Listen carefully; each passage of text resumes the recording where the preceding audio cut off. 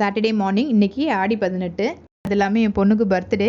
அவளுக்கு ஸ்கூல் இருக்கிறதுனால காலையிலேயே அவளுக்கு பிடிச்ச ஸ்வீட்டு கேசரி தான் பண்ணேன். அப்புறம் இட்லி சாம்பார்லாம் வச்சு சாப்பிட்டுட்டு தாத்தா பாட்டிகிட்ட ஆசீர்வாதம் வாங்கிட்டு கிளம்பிட்டா.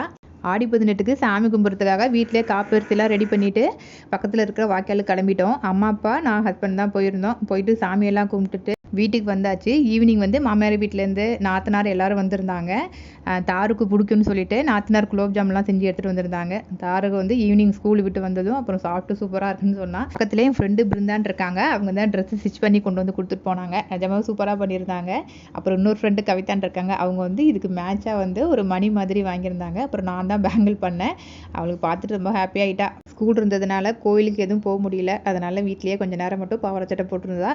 ஈவினிங் வந்து கேக் கட்டிங் போது வேற ஒரு ட்ரெஸ் போட்டிருந்தா. அப்புறம் கேக் கட்டிங்லாம் முடிச்சதுக்கு அப்புறமா கிஃப்ட் எல்லாத்தையும் ஓப்பன் பண்ணி பார்த்தாங்க. இன்னைக்கு டே ரொம்ப ஹாப்பியாக போச்சு. நாளைக்கு வேற ஒரு வீடியோவில் பார்க்கலாம். பாய்.